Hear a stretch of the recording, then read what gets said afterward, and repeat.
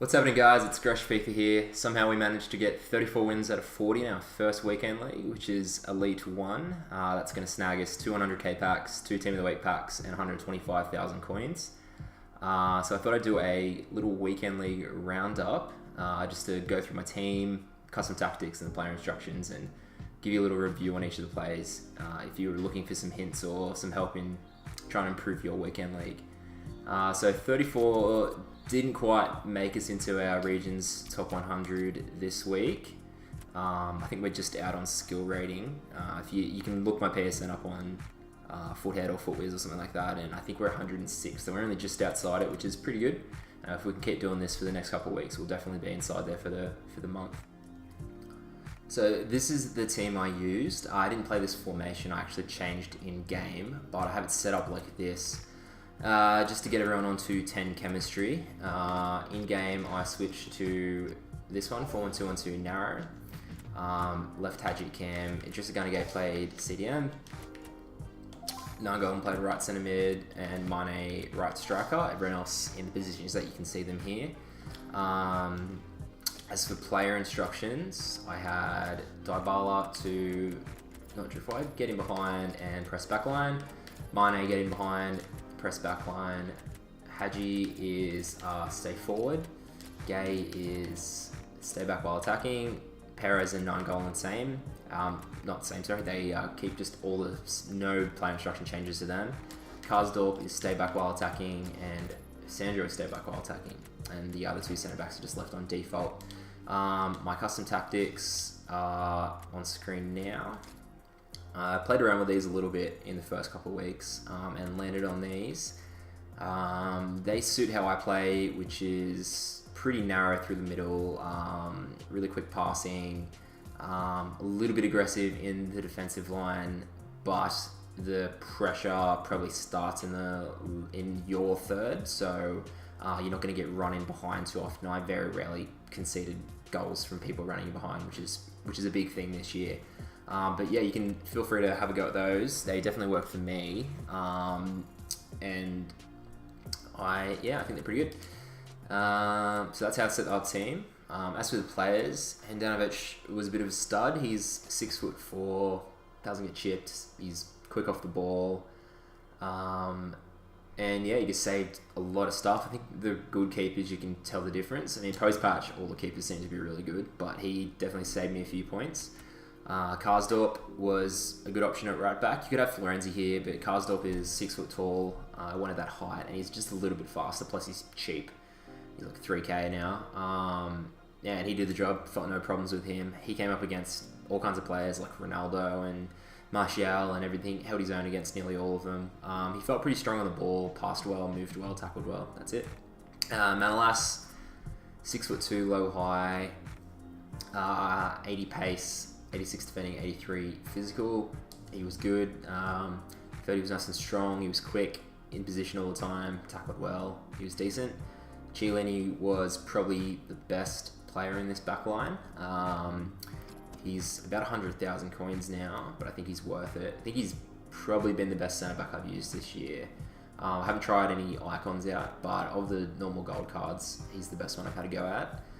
Low high work rates. He's got 78 sprint speed. Really good tackling, really good strength.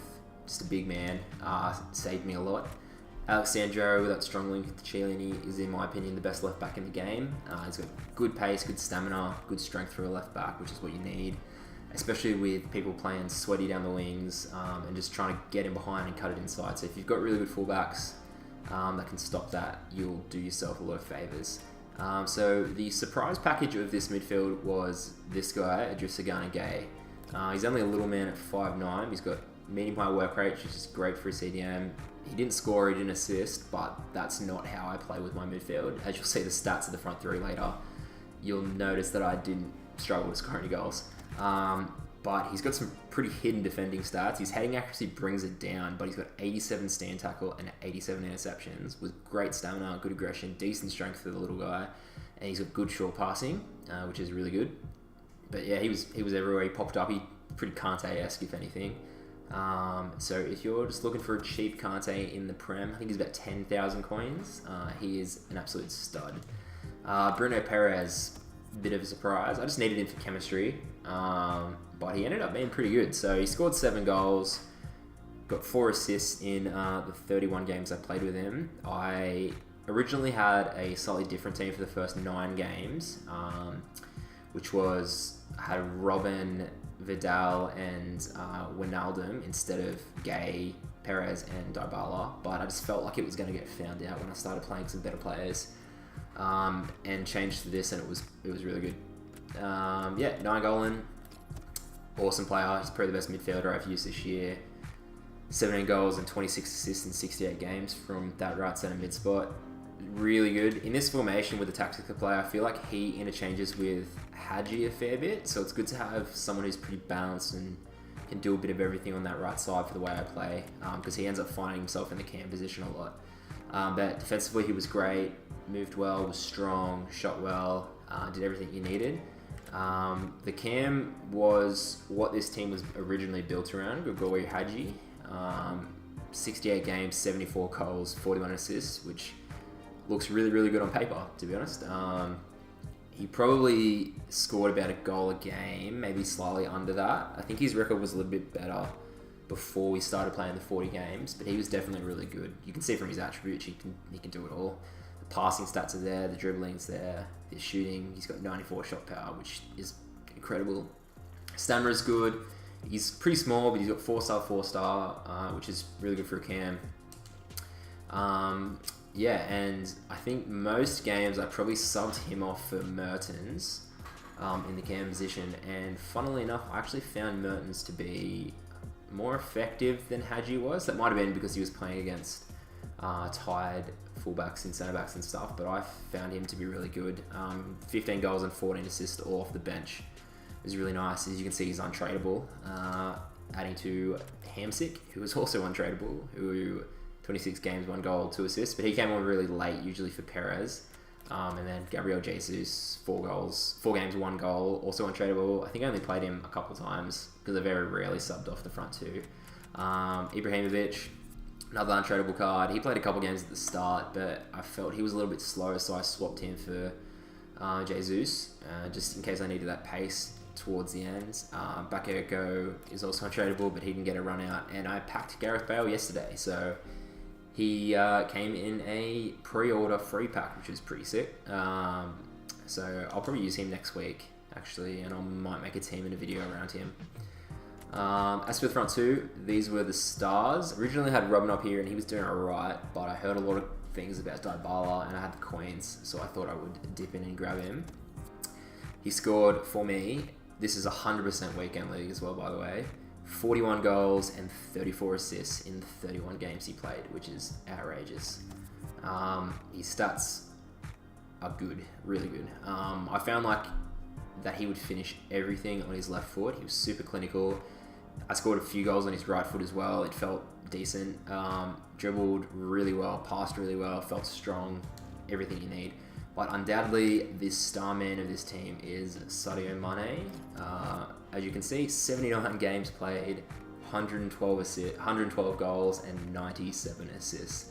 I've probably played 20 games of that in squad battles, but all of those games are on Legendary, so it's not as if there are easy goals in those games, and the rest have been against online opponents, whether that be in Foot Champs or playing other friends and stuff like that. But he's unreal. If you have the coins to get this card, I could not recommend him enough. He scored everything. He was so clinical. He's got 88 finishing. It's quick, 93 agilities, great stamina. He was just perfect. So yeah, so that's the team. It was pretty strong. I think I started 9-1, and then I lost the first game of the next 10, and then I got to 17-2 or something like that, and I lost the last game of that 10, so I was 18-2, and then I think I ran it up to, I was 32-4, I think, so I took one more loss in those next couple of games, so I went 32-4, and I choked a little bit. I lost 2 games in a row at 32-4. One was deservedly against a guy called Art Vanderlei. I think he got 37-3. That was 2-1. You kind of just held the ball, and I couldn't get the ball off him, and he was a pretty good player. And the other game, I think I was just a bit nervous and just choked a little bit. And then I took a little break, came back, and I won the next 2 games 8-1 and 7-1, I think, or 9-1 and 7-1, something like that. They were smashings and ended up on 34 wins, which is really good.